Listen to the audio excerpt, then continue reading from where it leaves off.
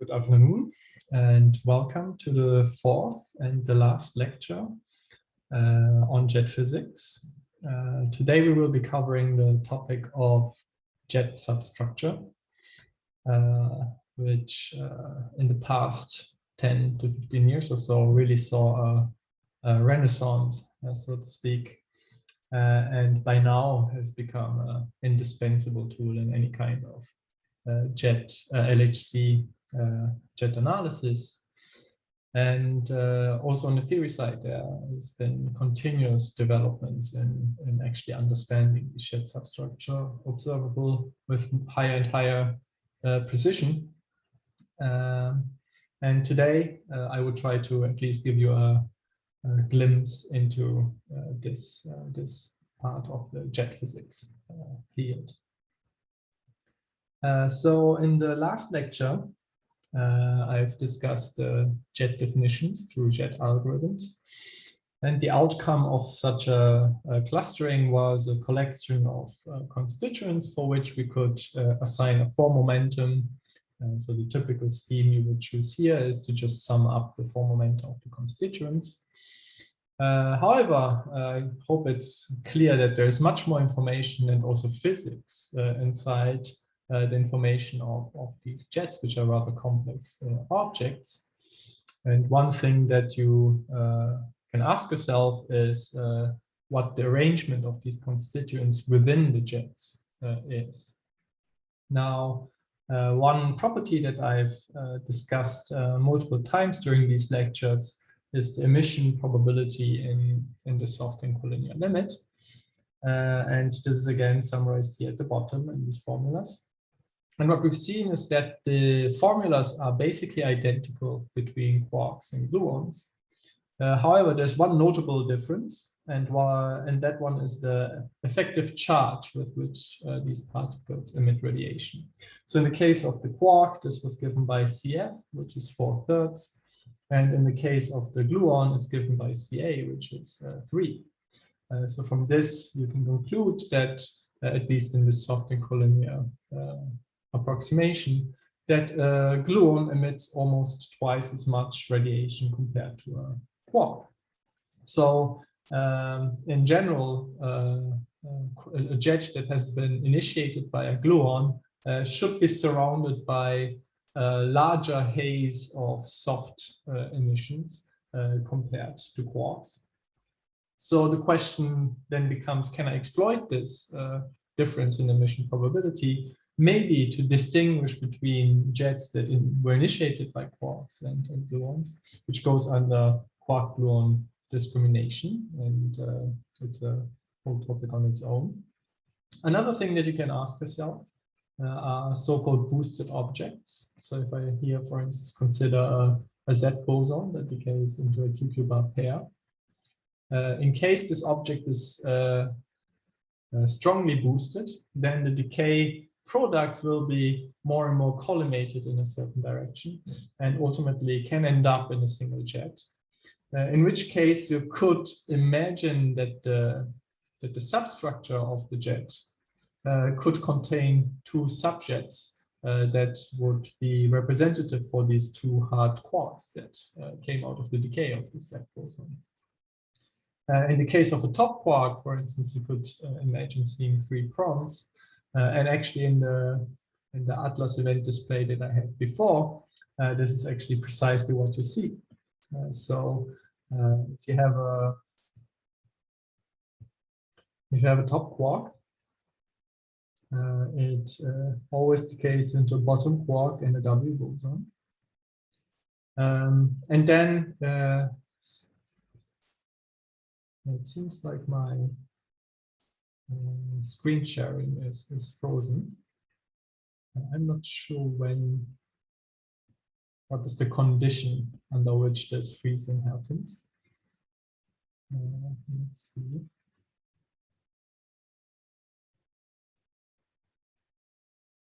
This does not seem to help, unfortunately.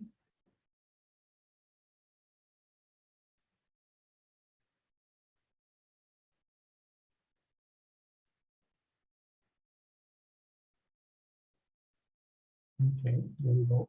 Let's hope this stays stable now. So we have a W boson, as I said.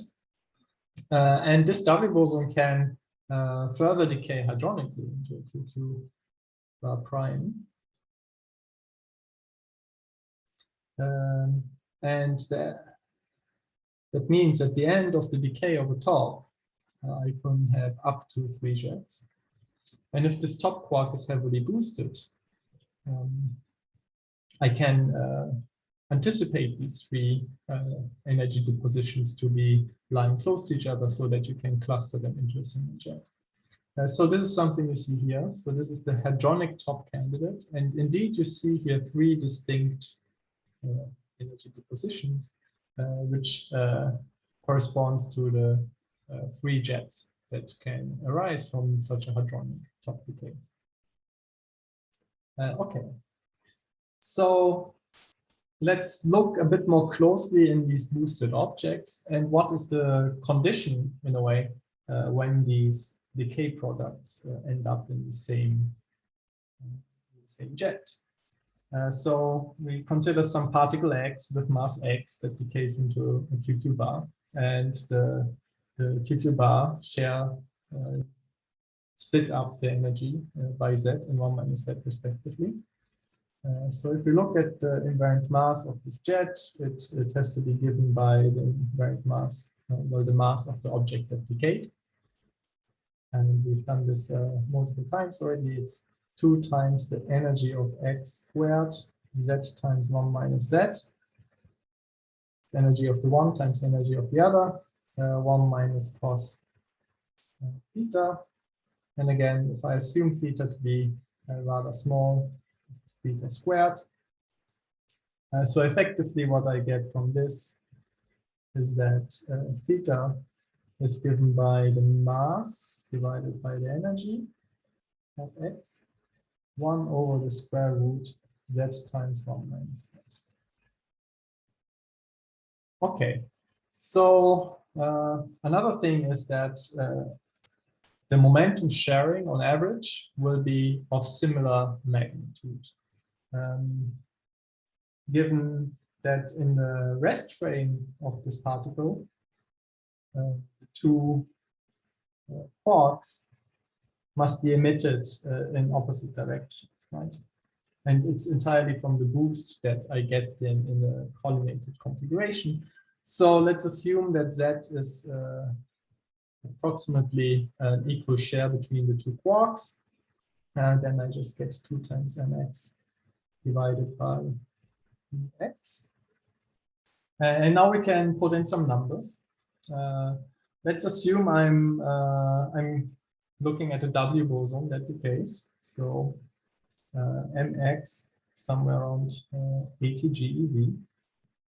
And let's assume that the energy of this jet that is initiated by this W boson decay is something like 1 TeV.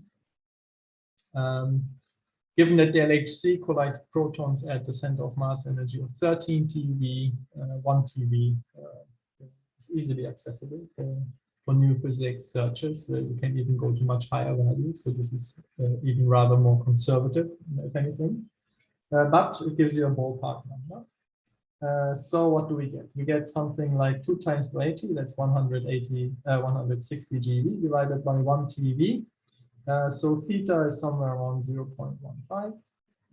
And typical cone sizes at the LHC, I hope I mentioned this in the last lecture, are like 0.4 are the smaller ones, and then 0.6, 0.7 for the larger ones. So for typical cone sizes, these 2 decay products will end up in a single jet. So unfortunately, my screen seems to be frozen again.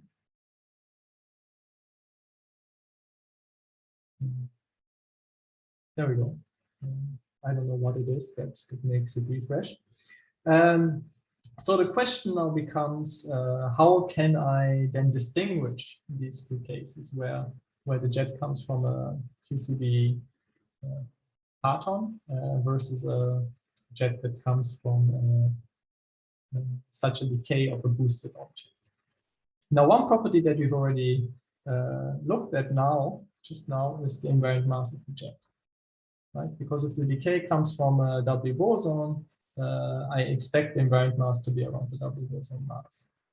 Whereas considering the QCD partons come from, the QCD jets come from underlying partons, you can have the naive expectation, which is a common misconception, that I just look at the invariant mass of the jet, and if it's close to MW, I call it a W boson decay product, and quark-gluon jets should have masses that are zero. Obviously, this will receive corrections given that I will have emissions. So what we will look at now is what actually the jet mass distribution is for such quark-gluon jets. So the definition of the mass of the jet is just the sum over the constituent momenta squared. And in order to make my life a bit easier, instead of looking at the differential distribution, I will immediately go and look at the cumulant. So what is this? This is the probability for having a jet that has a mass squared smaller than mj squared. So it's effectively just the integral over the differential distribution, or I should have put the boundaries. So it's an integral from 0 to mj squared of d sigma dm squared. Now at leading order, I just have my quark, which is a light-like particle. So the invariant mass is just 0. So the differential distribution, d sigma over dm squared, is just delta m squared. And as such, the cumulant is always identical to 1. Okay. Whereas at next to leading order, I can have emissions, and I can also have these virtual corrections. So I will get corrections of order alpha s to this picture. So let's try to derive the next to leading order formula for this. And what we will do for this is we again work in the soft end collinear limit, because this is an observable that is sensitive to double logs, as you will see. And the formula for this, we know, in the soft end collinear. It's given as 2 alpha s over pi CF dE over E d theta over theta. Now, the initiating quark has energy E capital J, and the gluon takes energy E, which I call Z times EJ, so that the quark retains 1 minus Z times EJ. And I therefore will use now the Z variables. So instead of dE over E, I write dZ over Z.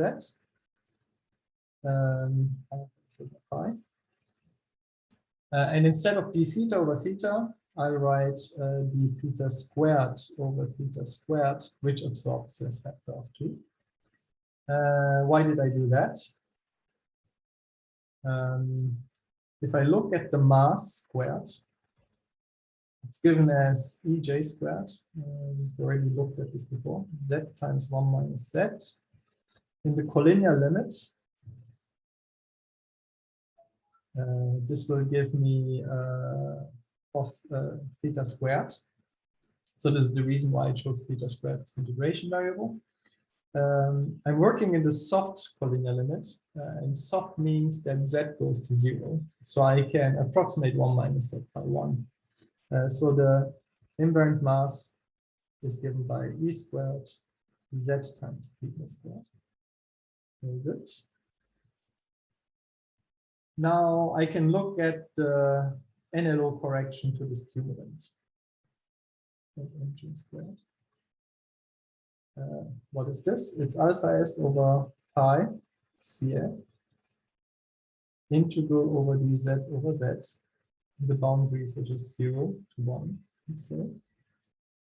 d theta squared over theta squared. And now I start a big bracket.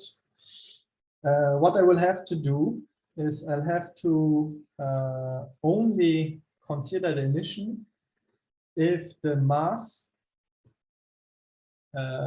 remains smaller than mj squared, because this is the cumulant. It's a probability for the jet mass squared to be smaller than mj squared. So this means I have a theta function that constrains my jet mass, which is ej squared z theta squared, to be smaller than mj squared. Very good.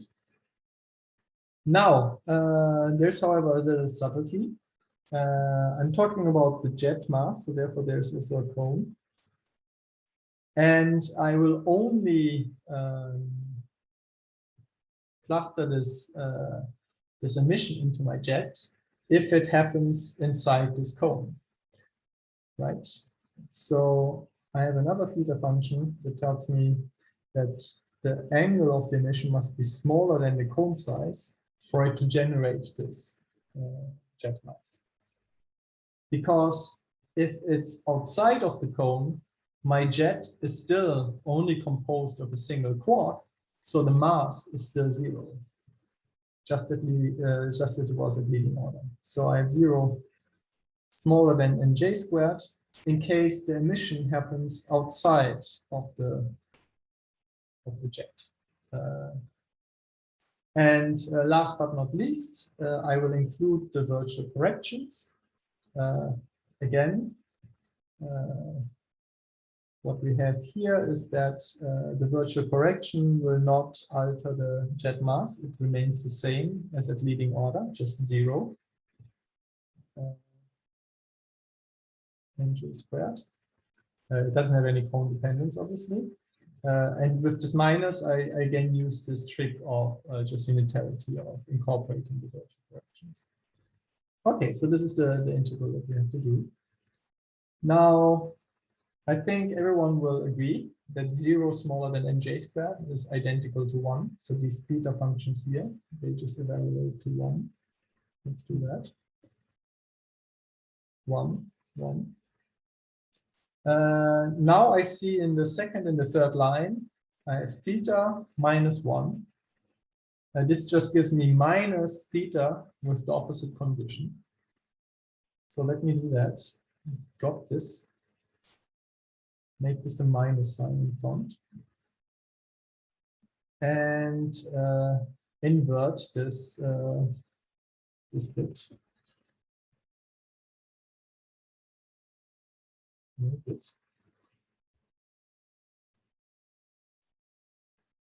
Now I see that the constraint of theta, smaller than r squared, is actually a global one. I can pull it out and actually write it into my integration boundaries. So theta squared must be smaller than r squared. And I can just drop these theta functions. I will just have a 1 here. Very good. Now we see again the same thing. We have a theta function minus 1, which gives me minus the theta function with the opposite constraint. So let me pull out this minus, drop this 1 in the bracket, and flip the smaller to the bigger symbol. Very good. And now what we see is that we have a constraint on theta on the lower end as well. Right? So we see theta squared must be bigger than mj squared over ej squared times z. So let's plug that in here. Mj squared divided by ej squared times z. Very good. However, I also know that theta squared must be smaller than r squared, right? Because I already have this constraint here. And what this gives me is, it gives me a condition on the z boundary that z must be larger than mj squared over ej squared r squared. Right? So let's plug that in the Z integration boundaries, mj squared over ej squared r squared. So the way to think about it is that for certain Z values, that there is no phase space available for the emissions because the theta integration has zero support basically. Okay, so now I've implemented the theta constraints into the integration boundaries, so I actually don't need it anymore. We can do the theta integration immediately. That's very simple. This is CF integration dz over z. Let me rewrite this again. ej squared r squared 1. And this just gives me a log. Upper boundary is r squared. And the lower boundary is ej squared z over mj squared. Very good. I get the logarithmic integral, so I get d log of a log, which just gives me 1/2 log squared with the appropriate boundaries. So I have 1/2, it gives me a 2 pi here, CF, times a log squared, where the argument is r squared, ej squared over mj squared. And this is all correct. Looks good, I think. So ultimately, at next to leading order, what I get is a correction shown here that I just derived. And let's study this result in a little bit more detail. So one thing you notice is that as I go to smaller invariant masses, that that these corrections can actually become negative, right? So if this log becomes larger than the suppression I get from the small alpha s value, I can even overshadow the leading order value of 1 and even get negative probabilities, which is very concerning. You might wonder whether higher orders could help me, but this will not be the case, right? For each gluon emission that I add, I will get a new dz over z and a d theta over theta. Each of these integration can potentially generate a new log. So if I have n emissions, alpha s to the n, I can have up to log to the power 2n. So if anything, it just worsens the behavior more and more. So we have to do a bit more work here. And the answer is that we have to actually resum these large logarithmic corrections to all orders in federation theory in order to get the sensible predictions in this regime where the jet mass becomes small. Okay, so let's try to do that. Due to time constraints, I will not do this in full detail, but just sketch it. So the idea here is that I will allow for arbitrary number of emissions and also virtual corrections. So I have a quark line and I just allow for any number of gluon emissions. And I split up the gluon emissions into the case where the emission happens within the jet. Those are the ones on the first line. If the emission happens inside the jet, then it also contributes to jet mass, which is shown here. And for this, I again have the constraints that the jet mass squared should be smaller than mj squared, because we're talking about the cumulant, the probability of having a jet mass smaller than mj squared. And then I can also have emissions that go outside of my cone. Those are summarized in the second. But since they go outside of my jet, they will not contribute to the jet mass. So they don't show up here in this theta function.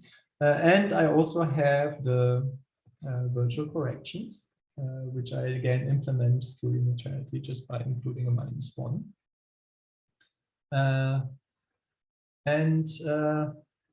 That's it, basically. Now, if you want to compute this, one of the problems you will have is the argument of the theta function at the top, right? You have to somehow try to simplify this a bit further. What you can do is you can show that in this collinear limit, that the jet mass is essentially given by this expression here. So you can do this as an exercise. What you will have to use is that you will get angles between different constituents of the quark, right? So you get something like theta I and j, theta ij squared, which is the angle between the constituent parton I and j within the jet.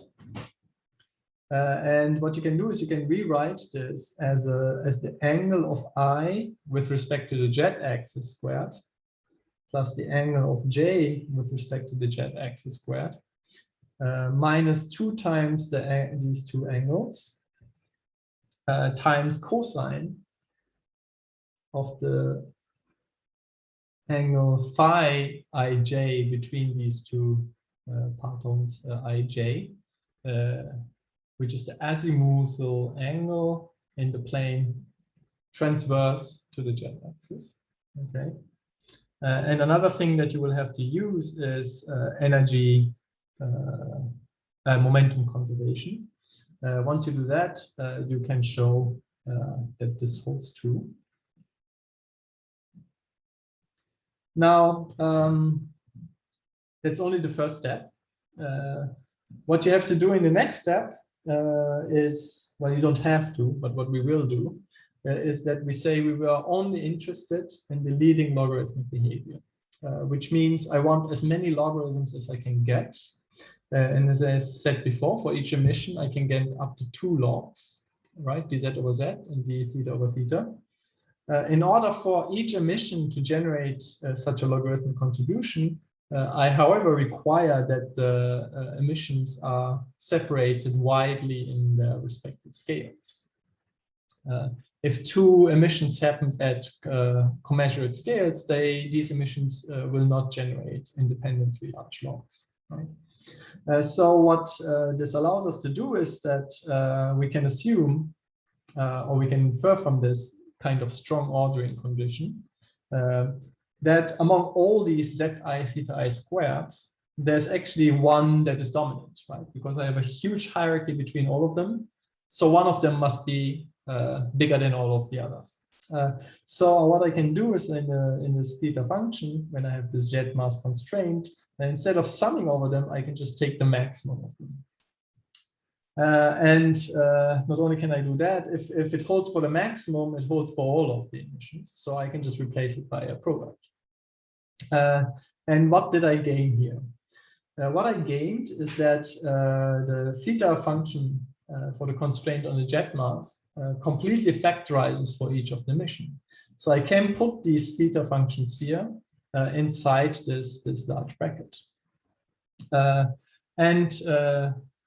Once I do that, what I get is a sum over n, 1 over n factorial of something to the power n, which is just an exponential. And the second line here is already in that form. So that also gives me an exponential. I should have probably mentioned that I have introduced a couple of regulators in order to make everything finite, so I can do all these manipulations. So I actually forgot to put in here limit delta and epsilon going to 0 at the end, right? But if I collect everything together in the exponent, all these singularities cancel just in the way that we've done it for the single emission case. And then if you look at this argument here, what you notice is that this is precisely what we had computed when I just looked at one single emission, right? It's exactly this kind of integral. So we know already the answer, what comes out of it, which is just this alpha s over 2 pi cf log squared. So that is the answer.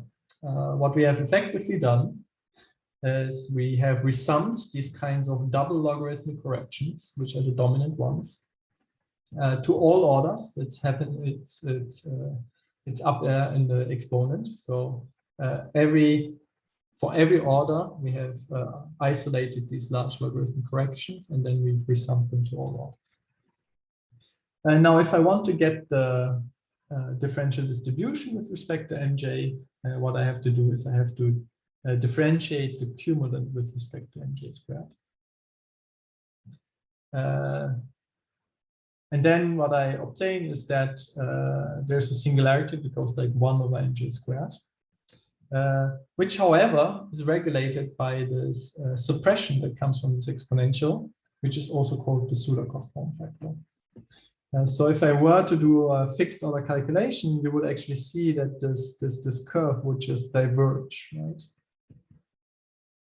In the low mass region, and by resumming all these large logarithms, I get actually a suppression that tames this diversion behavior, and actually the probability here is 0. Now, if I look at events that contain a W boson, so this is shown here at the top right.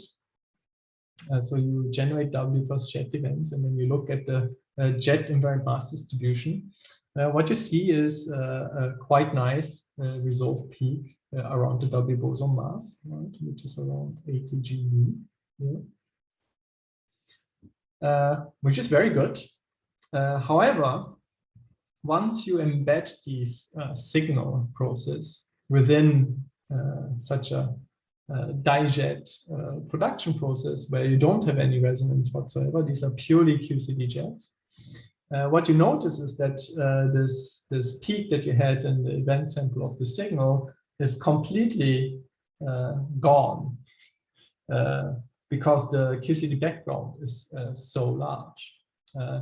And the reason it's so large is that actually my QCD jets don't have a jet mass of 0. They can actually, through emissions, gather quite large masses, right? Around 80 GeV, it's no problem for them to generate it, especially when these jets have high transverse momentum. So just looking naively at the jet mass itself is challenging, to say the least, to try to find these signals buried within this huge QCD background. So you will have to work a little bit harder than this. You will need to try to reject this QCD background and try to enhance the signal that we are after. Now, what could I do? If I know the mass of the object that I would like to reconstruct, I have some chance of fiddling around with the cone size and try to make these logarithms small, right? Now, of course, this is again a function of the jet energy, so it's not as simple as that, but you could try to optimize the cone size if you knew what you're after, like W boson mass.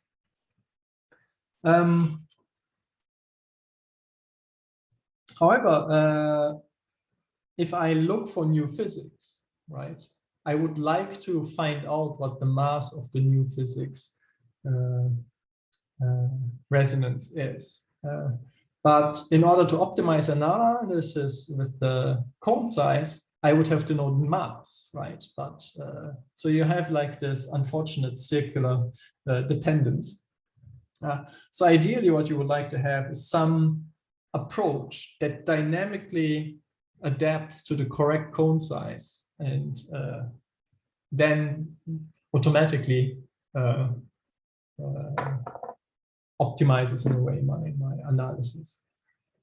Okay, so how can we accomplish that? So there's a method in substructure that precisely is targeting towards this task. And it's called modified mass drop tagger. That's MMDT.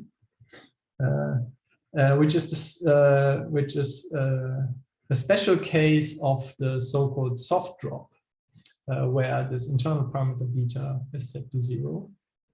And this general idea is also similar to what has been proposed in this DDRS paper in 2008. So what are we trying to exploit in this approach? The idea here is that if I have a quark that emits a gluon, we know what kind of emission pattern it has. It prefers to emit things that are soft, right? I have the splitting function we saw. It has a 1 over z, right? Or in the soft and collinear, I always had a dz over z. So the typical emissions I get are soft emissions that are addressing my initial hard pattern. Whereas in this kind of a boosted object, I rather expect some balanced momentum sharing. So this is something that I try to sketch at the very beginning of this lecture, where I said, well, in the center of mass frame, these guys are back to back. And this angle just comes from the boost into a very high energetic thing. So overall, the splitting or the momentum energy sharing between these two quarks will be of similar order of magnitude. Okay. So these are the two properties we would like to basically distinguish by applying this algorithm that I'm describing now. So what you do is you take the constituent of a jet. So let's say you take anti-kT with a cone size of 1. So you capture, you make sure that your decay products are guaranteed to be clustered into a single jet. You take the constituents and you apply a jet algorithm on those constituents again. But now using a different algorithm, and the one that does a very good job is the so-called Cambridge-Aachen algorithm. If you remember, here the distance measure in the clustering was just given by the angular distance. It was just Rij squared over R squared. So if I recluster my jet using this algorithm, I get a clustering tree or clustering history where each branching is ordered in angle, right? Because this is precisely the distance measure I use to cluster. So I get this angular order tree, which I try to sketch here on the right-hand side. And now you step by step decluster this. So you go from the left of this thing and undo the clustering depending on certain conditions.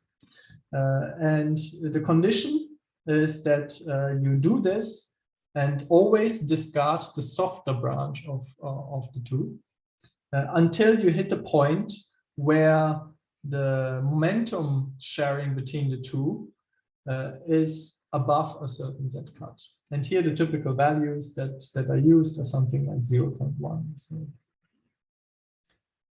So to illustrate this point, I start after I've clustered everything with Cambridge-Aachen, I start here. And then I ask myself, okay, I have the top branch and the right branch.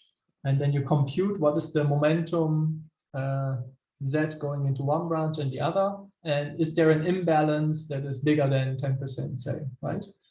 So if this Z is 0.02 or something, you say, this is smaller than Z cut. Therefore, I will discard the branch that has a smaller energy, which is the one at the top. So I will just drop this. And I will continue with the harder of the two. I again hit the branch. Let's say here, that is still very small. So again, I remove the softer branch and continue on with the one that has more energy. One more time. Let's say here, Z equals 0.07 or something. They need not be actually ordered in Z. So this is just an accident. So I discard this one in the right here. And let's imagine here I finally hit a point where the momentum sharing between the upper and the lower branch is quite substantial. Let's say the upper branch has 0.30% of the energy of this green line, and the bottom one then has 0.7. So you say, this is larger than Z cut, I will stop here. So you retain the rest of these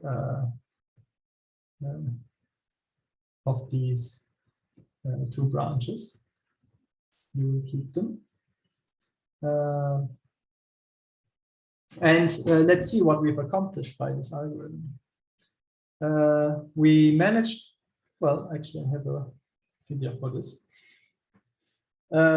What we've managed is, if I have this configuration where in the center I have two hard cores, and typically, as I said, there is a haze of soft junk surrounding my jet. I have effectively moved all the soft radiation that is happening in this periphery of the jet, right? Because I continuously discarded all the emissions that happen at wide angle and are below my Z cut. And the reason why this works is because we use Cambridge-Aachen for the declustering. So if you would have used the KT algorithm for the declustering, you would have retained all of this soft junk. You would still get the split into the two subjets in a way, but you don't get this nice feature that you get rid of all the soft haze around the jet. And what is more is you have effectively shrunken the jet size, right? Because you went from large angles to smaller angles by declustering more and more, and you've reduced the jet size until you had the criterion which somehow indicates that you hit the hard core. So the problem that I mentioned before of finding an optimal cone size depending on the mass, this is now completely dynamical and automatic. And you also get some information on this two-prong kinematics, right? In a way, you could look at this ZG, this momentum sharing between the two hard cores. So the first two items, what you've done is effectively cleaned up the jet. And this goes generally under the name of jet grooming, that you try to take a jet and get rid of junk. And there are many procedures of doing it. This is one way of doing it, and so this is one approach of jet grooming. And for the other one, you could actually use this information for some discrimination of jets. If you would now repeat the kind of calculation I've sketched before, what you will notice is that after you sum, you only get a single log in the jet mass, because the Z cut that you have here effectively is a cutoff on soft emissions, right? So I said you always get a log for the soft emission, and you get a log for the collinear, right? You have dz over z, d theta over theta. Now the dz over z has been regulated in this procedure by this Z cut, by removing the soft emissions and no longer sensitive to it. So you only have a single log up here. And all in all, what you will notice after applying this procedure is that you will get a much smoother background, where it's much simpler to try to isolate these kinds of resonance structures on the spectrum to look for jets that originated from boosted configurations. Okay, so the field of jet structure is obviously much more bigger than what I can ever accommodate in 45 minutes. So I really just scratched the surface. But I hope I gave you an idea of what are the kind of questions to try to tackle and problems to try to solve using these kinds of techniques. So I think I will end here with my lectures. So thank you for everyone for watching until the end. So what have we covered? So we first started off with a general brief recap of QCD, some general properties, and what we then try to establish is that the emergence of jets is not an accident. It's different properties of QCD that naturally give rise to things that look like jets, collimated sprays of particles that eventually hadronize and retain the overall energy flow. Then we studied QCD in the infrared regimes, in particular the soft and collinear limits and the divergencies. We highlighted important properties of infrared safety, which is necessary for theorists to make meaningful predictions, meaning that if it's not infrared safe, my fixed order prediction will give you infinity. Then we moved on to discuss jet definitions and also like the kind of stumbling stones you might have with infrared safety by discussing how cone algorithms can have infrared issues. We introduced these jet definitions, always thinking about these as a proxy for quarks and gluons that initiated these jets, and thinking of them as projection onto these kinds of states. What we saw today is that still these quark and gluon jets can have properties that are very much different to just quarks and gluons. One of these properties was the jet mass. We saw quarks and gluons have jet mass equal 0, but the emission of additional soft gluons can change this picture dramatically, that it basically gives you no chance of resolving simple jet mass resonances. And then we also looked at the case that there are objects that can produce jets which are not quarks and gluons. And so, for instance, such a boosted Z bosons. And the challenges in trying to tickle out these kinds of signals, and that one way, or the approach you have to take in these cases, is that you have to look inside the jets and try to use differences in emission patterns, etc., to try to disentangle these two types of jets. And yeah, I think this is a good time to end the lectures. And I thank you all for the attention. And I'm looking forward to the start of the school next week, and hopefully you have interesting questions and discussions, and see you then. Thank you.